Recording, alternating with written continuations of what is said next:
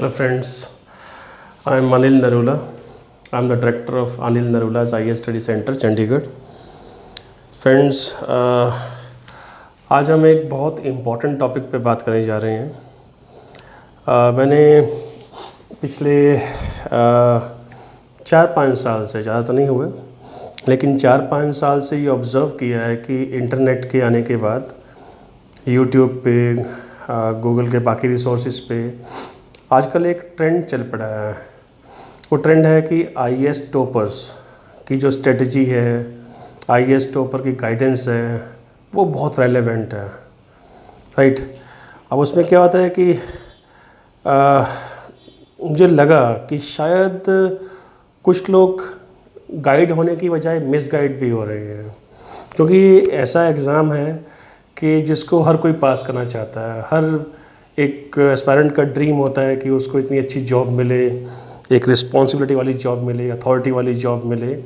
तो वो नहीं चाहता कि उससे कोई भी ऐसी कमी रह जाए कि उसका सिलेक्शन ना हो. अब उसी की तलाश में कि उसको एक कोई फिक्स स्ट्रेटजी मिल जाए, कोई एक ऐसा रास्ता मिल जाए कि वो एग्ज़ाम को पास कर ले, उसका सिलेक्शन हो जाए. तो उसके लिए आजकल क्या हो गया है, गूगल जो है एक डबल एज स्वॉर्ड बन गया है किस्म से.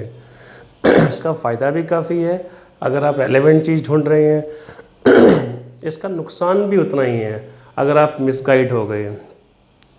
तो उसी सीरीज़ में मैं आपको एक ये आज ये आपसे डिस्कशन कर रहा हूँ. इस तरह डिस्कशन मैं आगे भी कंटिन्यू करूँगा आपसे.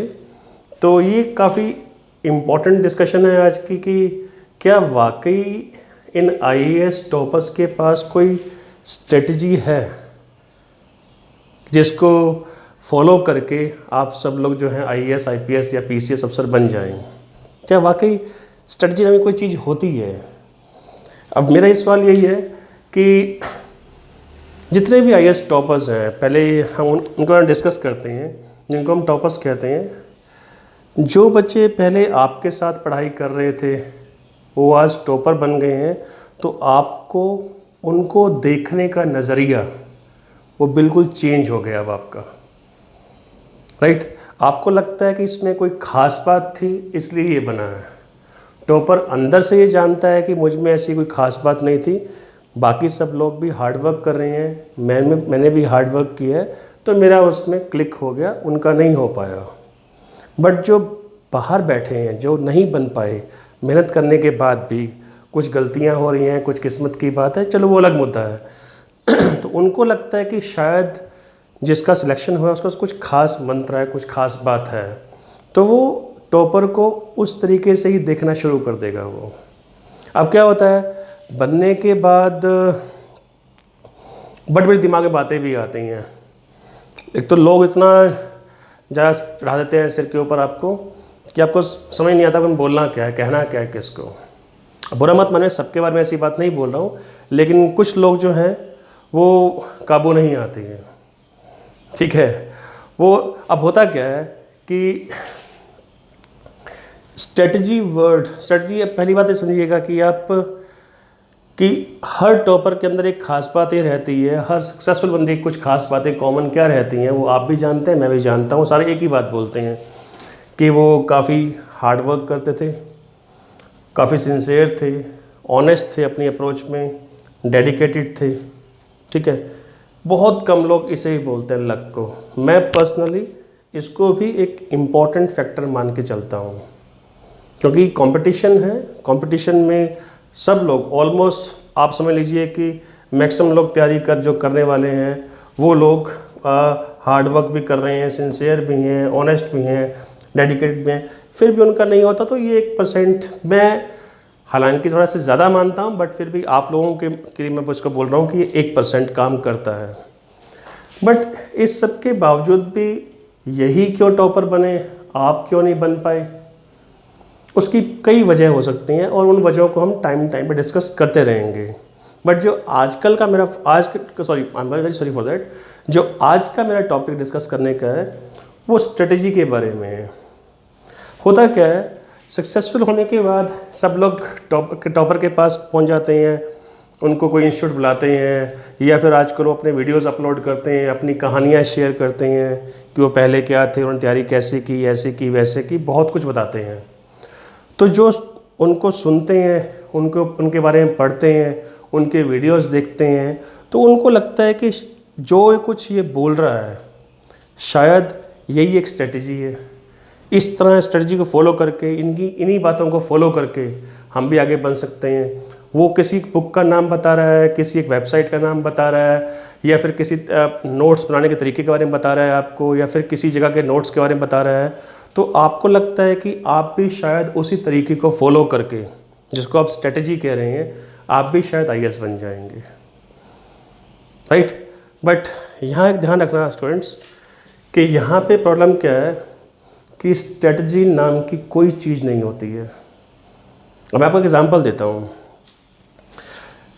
कई लोग जो होते हैं वो अपने फर्स्ट चांस में, मान लीजिए वो आईपीएस बन गए या आईआरएस बन गए, कस्टम्स में आ गए या किसी और जॉब में आ गए, लेकिन वो प्रॉपर आईएएस नहीं बन पाए, राइट। अब उन्होंने हार्डवर्क किया, आईपीएस तो बने ना, वो आईआरएस बने, वो सिलेक्शन तो उनका हुआ, ठीक है। बट अगर वही बंदा सेम स्ट्रेटजी को यूज़ करके और हार्डवर्क करके अगर दोबारा एग्ज़ाम देता है, तो क्या वो इस बात की गारंटी ले सकता है कि उसी स्ट्रेटजी को, जिससे वो सो कॉल्ड स्ट्रेटजी को अडॉप्ट करके वो आईपीएस बना था, अब वो उसी स्ट्रेटजी को अडॉप्ट करके आईएएस बन जाएगा अगली बार में? मैंने अपने 20 साल के कैरियर में ऐसे बड़े एग्जाम्पल देखे हैं जो लोग फर्स्ट टाइम में आईपीएस या आईआरएस बन गए, लेकिन अगले 3 चांस तक उनका प्री भी क्लियर नहीं हुआ। क्यों? कहाँ गई स्ट्रेटजी? क्या बना उसका? अगर वो कोई शॉर्टकट, कोई कमाल की शॉर्ट कोई स्ट्रेटजी होती, तो क्या वो आईएएस द्वारा ना बनते? फिर वो ऑब्वियस की बात है कि अगर आप आईपीएस बने हैं तो नेक्स्ट थोड़ा और जोर लगाने की कोशिश करेंगे, ठीक है, स्ट्रेटजी उसी अडॉप्ट करने की कोशिश करेंगे। तो ये किसी को कुछ नहीं पता। आप क्लिक कर गए तो आप एक ऊंचे प्लेटफॉर्म पे आ गए, फिर आप जब जो बात बोलेंगे लोग उसे फॉलो करते हैं। आप उनसे, टॉपर से सिर्फ एक बात से इन्फ्लुएंस होइए, उनसे इंस्पायर होइए कि वो हार्ड वर्किंग थे, मेहनती थे, सिंसियर थे, ऑनेस्ट थे, डेडिकेटेड थे, तो हमें वैसे बनना है, राइट। नो डाउट टॉपर्स हैं, उन्हें हार्डवर्क किया होगा, डेडिकेटेड थे, आपने वैसे परफॉर्म करना है, डेडिकेशन से तैयारी करनी है। बस आप सोचिए कि अगर वो बन सकता तो मैं क्यों नहीं बन सकता? अगर वो बन गया है, आपका नहीं हो पा रहा है, हार्डवर्क करने के बाद भी, सिंसियरिटी के बाद भी, डेडिकेशन के बाद भी, तो समझ लीजिए कहीं ना कहीं फॉल्ट जो है, हम थोड़े अनलकी हो सकते हैं। कई बार किस्मत हमारा साथ नहीं देती है, सभी लोग आईएएस नहीं बन पाते हैं, कोई ना कोई कमी हमारी मेंस में रह गई होगी, कोई 1-2 नंबर से बॉर्डर लाइन पर रह गया होगा, कोई हम इंटरव्यू के टाइम बड़ा घबरा गए होंगे उस जगह पे, या कुछ भी हो, हम नहीं जानते हैं क्या हुआ क्या नहीं हुआ, ठीक है। सब लोग जो है वो, अगर सारे जो लोग जो हैं जो कोचिंग करने आते हैं, ये ऑलमोस्ट सेम बुक्स पढ़ते हैं, तो ऐसा क्यों होता है कि कुछ के नंबर ही अच्छे आ रहे हैं, कुछ नंबर ख़राब आते हैं? तो सिर्फ पढ़ने से कुछ नहीं होता, लिखने से बहुत कुछ होता है, अंडरस्टैंडिंग से बहुत कुछ होता है। अब लिखना, पढ़ना, अंडरस्टैंडिंग ऑफ द कंसेप्ट्स, ये सबका अपना अपना तरीका रहता है। ये एक मेन पॉइंट है। अब मान लीजिए मैं कुछ खास बुक्स को मैंने पढ़ा, और मेरा एक ख़ास तरीका था पढ़ने का, नोट्स तैयार करने का, और वो मेरा तरीका बचपन से डेवलप हुआ है, सपोज़ मैं उसमें कंफर्टेबल फील करता हूँ, राइट। हो सकता है कि कोई और बंदा जो है, जो बना है टॉपर, वो नोट्स बनाते ना हो, उसका तरीका पढ़ने का कुछ और हो, वो बहुत कम घंटे पढ़ता हो, लेकिन वो भी आईएएस बन गया है। तो हर एक की स्टोरी डिफरेंट है। बट मैं बोलता हूँ कि जो मैंने बुक्स पढ़ी हुई हैं, जो मैंने तरीका यूज़ किया था, उसको आप लोग अडॉप्ट करो, या मैं नहीं बोलता, लोग उसे फॉलो करने की कोशिश करते हैं, तो वो गलत है। क्योंकि हर एक का पढ़ने का तरीका, लिखने का तरीका, राइट, अंडरस्टैंडिंग का तरीका डिफरेंट रहता है। तो आप लोग इन चक्कर में मत पड़िए कि कोई फिक्स स्ट्रेटजी होती है। अगर मान लीजिए कोई स्ट्रेटजी होती सपोज, तो being the honours of the coaching institute, हम उसे परचेज ना करते, उसे आपको बताते ना कि हमारे पास ये श्योर स्ट्रेटजी है, इसको आप अडॉप्ट करेंगे तो आप टॉप कर जाएंगे। फिर तो हम एक एक बच्चे से 1-1 करोड़ फीस मांगते कि गारंटी है जी, और लोग 1 करोड़ क्या 2 करोड़ दे के जाते। तो हमने फिर 2 बैच यहाँ रन करने थे, उसके बाद हम यूरोप शिफ्ट हो जाते, ऐश करते, अरबों रुपये कमाते उसमें। क्या फालतू की बातें हैं ये। किसी के पास कोई भी फिक्स्ड स्ट्रेटजी नहीं है, राइट। हर एक की पढ़ने की अप्रोच, लिखने की अप्रोच, अंडरस्टैंडिंग की अप्रोच डिफरेंट है। हर बंदा अपने आप में यूनिक है। जो जिस तरह से पढ़ने में कंफर्टेबल फील करता है उस तरह से ही वो पढ़ाई करे। मैं आपको एग्जांपल देता हूँ। आज से काफ़ी साल पहले कोई एक टॉपर निकले साहब साउथ से, तो उन्होंने कहा कि मैं हिस्ट्री के लिए तमिलनाडु बोर्ड्स की बुक्स पढ़ता था। वो अब इंटरनेट का ज़माना है, बात फैल गई। टॉपर साहब थे, उन्होंने जो बोल दिया था वो पत्थर की लकीर बन गई वो। उसके बाद मैं देख रहा हूँ कि आजकल इंटरनेट की हर वेबसाइट पे 11th 12th तमिलनाडु बोर्ड। कोई पूछे उनसे क्या हिस्ट्री चेंज होती है? क्या NCERTs की बुक्स में जो बाबर था, अकबर था, हुमायूं था, या फिर अशोक थे, इंडस वैली सिविलाइजेशन थी, गुप्ताज थे, महात्मा गांधी थे, वो अलग हैं, उन्होंने अलग काम किए और तमिलनाडु में अलग काम किए? क्या बातें चल रही है। NCERTs बुक्स जो 3 बुक्स एंशिएंट मेडिवल मॉडर्न की हैं, इतनी एग्जॉस्टिव हैं ऑलरेडी। आप लोग NCERT भी पढ़ रहे हैं, आप लोग तमिलनाडु बोर्ड की बुक्स भी पढ़ रहे हैं, क्या उसमें हिस्ट्री चेंज? 2-4 फैक्ट्स तो आपको हर बुक में कोई ना कोई नए मिल जाएंगे। तो उन 2-4 फैक्ट्स के लिए आप बुक्स पे बुक्स पढ़ते जाओगे क्योंकि एक टॉपर ने बोल दिया इसलिए? क्यों? एक टॉपर बोलेगा मेरा पढ़ने का स्टाइल देता कि मैं रात को पढ़ता, दिन को पढ़ता ही नहीं था वो, तो आप यही बात मानोगे? अपना दिमाग लगाइए। एक टॉपर बोलता है, मुझे याद है 1992 की बात है, एक IAS हुए अनुराग श्रीवास्तव, नंबर 1 फर्स्ट रैंक था उनका। तो मैंने उनका इंटरव्यू पढ़ा, तो उनसे, वो IIT कानपुर से थे, तो उनसे इंटरव्यू बोर्ड में पूछा गया कि आप कौन सा पेपर पढ़ते हो। क्वेश्चन इंग्लिश में था। उन्होंने कहा कि मैं जनसत्ता पढ़ता हूँ। तो वो बड़े हैरान हुए, तो कहते नो इंग्लिश पेपर? बता नो इंग्लिश पेपर, मैं सिर्फ हिंदी का ही जनसत्ता पढ़ता हूँ और मैं कोई अखबार इंग्लिश का पढ़ता ही नहीं हूँ। तो उन्होंने, श्रीवास्तव साहब ने बताया बाद में कि मुझसे पूछा, वो बड़े हैरान हुए सुन के। अब आप बताइए, तो क्या सब जनसत्ता पढ़ना शुरू कर दें क्योंकि वो टॉपर है? तो उनका पढ़ने का स्टाइल था, ये आपका पढ़ने का स्टाइल कुछ और है। हर टॉपर से आप बात करेंगे, आपको डिफरेंट बातें बोलेगा, तो किस को मानोगे आप? सबको मानना शुरू कर दोगे आप? कल को कोई मणिपुर से टॉपर निकलेगा, बोलेगा मैं मणिपुर बोर्ड की बुक्स पढ़ता हूँ, आपने मणिपुर बोर्ड के पीछे लोग पढ़ जाएंगे। तो सिलसिला कब खत्म होगा? इट मीन्स हम जो IAS एस्पायरेंट्स हैं सिर्फ फॉलोअर्स बन रहे हैं, हमारा अपना दिमाग काम नहीं कर रहा है कि नहीं मेरे पास जो स्टैंडर्ड बुक्स हैं उनको ढंग से पढ़ूंगा, बार बार रिवाइज करूंगा, अपने कंसेप्ट क्लियर करूंगा, ठीक है। बाहर के सोर्सेज की उतनी ही हेल्प लूँगा मैं, फालतू के सोर्सेज की, इंटरनेट की, जितनी रिक्वायर्ड होगी। मुझे कोई GK क्विज चैम्पियन नहीं बनना है। मैं सबको सुन कितना मटेरियल इकट्ठा कर लूँगा, पढ़ा जाना नहीं है। अगर वो पढ़ा ही नहीं गया तो फिर पढ़ने का बेनिफिट क्या है? क्या बेनिफिट हुआ उसका? इतने थब्बे इकट्ठे कर लेंगे आप नोट्स के, बुक्स के, इतना इकट्ठा कर लेंगे आप, चीज़ें वही रिपीट होती जा रही हैं बुक्स के अंदर। अब आप उनको पढ़ ही नहीं सकते हैं तो क्या फ़ायदा पढ़ने का, उनको परचेस करने का? आप खुद सोचिए इस चीज़ को। क्या सारे लोग हिंदू पढ़ के पास होते हैं? हिंदू अखबार कहीं नहीं पढ़ते हैं। कुछ लोग लोकल अखबार पढ़ के पास हो जाते हैं। तो कहीं ये लिखा हुआ है कि हिंदू अखबार पढ़ने से ही आप पास होंगे? ठीक है, हिंदू की कवरेज काफ़ी होती है, बट कई लोग नहीं पढ़ते हिंदू, तो वो पास नहीं होते क्या? कमाल है। तो इसलिए आप, और दूसरी बात, एक आप ये खुद सोचिए कि जब उस एक बंदा अपनी IPS बनने के बाद भी कोई गारंटी नहीं दे सकता लिख के कि नेक्स्ट टाइम इस स्ट्रेटेजी को फॉलो करने के बाद IAS श्योर बन जाऊंगा, तो आप उसे कैसे फॉलो कर सकते हैं? वो बना है, अच्छी बात है, हार्ड वर्किंग था, मेहनती लड़का था, वो डेडिकेटेड था, ठीक है बन गया। आप कम थोड़ी हैं किसी मेहनत करने से, आप ही कीजिए। नहीं होता ठीक है, क्लिक नहीं हुआ, या जो गलतियाँ आपकी हुई थी उसको इम्प्रूव कर लीजिए, अगली बार उन्हें मत दोहराइए आप गलतियों को। बट किसी को ब्लाइंडली फॉलो करना ये सोच के कि कोई खास स्ट्रेटजी है, कोई स्ट्रेटजी नहीं है। स्ट्रेटजी यही है, आप अच्छा पढ़िए, रेलेवेंट पढ़िए, सही सोर्सेज से पढ़िए, अपने आप पे फेथ रखिए कि आप जो पढ़ रहे हैं सही पढ़ रहे हैं। जो आपको फालतू की बुक्स बता के मिसगाइड करता है उससे दूर हो जाइए।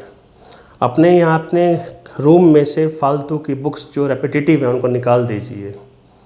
अगर आप 2 अखबार, नेशनल अखबार पढ़ रहे हैं, राइट, डीडी न्यूज़ सुन रहे हैं, राज्यसभा टीवी रोज़ सुन रहे हैं, तो आपको कोई ज़रूरत नहीं है किसी भी इंटरनेट साइट को जाके करंट अफेयर्स ढूंढने की या किसी मैगज़ीन को पढ़ने। मैगज़ीन पढ़नी है, योजना है, कुरुक्षेत्र है, हिंदू है, एक्सप्रेस है, 2 नेशनल पेपर कोई मर्जी पढ़ लीजिए और आधे घंटे के या जितना ज़्यादा टाइम आपको मिल सके आप राज्यसभा टीवी और डीडी न्यूज़ रोज़ सुनिए। AIR की ऐप आती हैं, PIB की आती हैं, उसके अलावा कितना करंट अफेयर पढ़ोगे, क्या क्या पढ़ोगे आप मुझे बताओ, कितना ख़त्म कहाँ करोगे उसे आप सिर्फ पढ़ना नहीं है, रुकना भी तो है, रिवाइज भी तो करना है, मेमोरी में रखना भी तो है उसको। ये मैगज़ीन से कर रहा हूँ, उस मैगज़ीन से भी कर रहा हूँ, ये अखबार ही पढ़ रहा हूँ, ये सोर्स से भी कर रहा हूँ, उस नोट से भी कर रहा हूँ, इस नोट से भी कर रहा हूँ, समेट पाओगे उसे आप? यही बैड स्ट्रेटजी है।